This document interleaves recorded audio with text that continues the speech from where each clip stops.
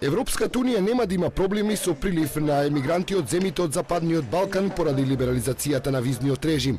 Ова е заклучок од истражувањето кое на оваа тема го направи Галуп центарот во Брисел, а спроведено меѓу граѓаните од земите во регионот.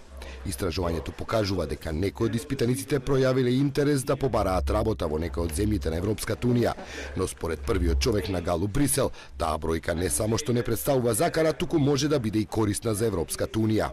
Not a risk.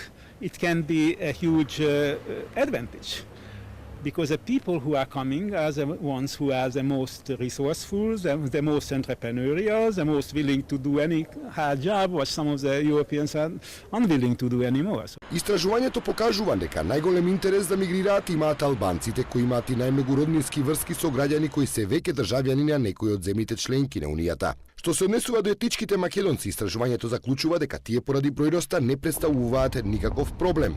Тие кои искажале интерес да заминат, подготвени се да прифатат секаква работа, што е од полза за Европската унија. I would say, is it a high proportion that there would be a gain for the European Union to come from Macedonia? I'm afraid to say it's really compared to the overall size of the European Union, which is close to 500 million, it's negligible.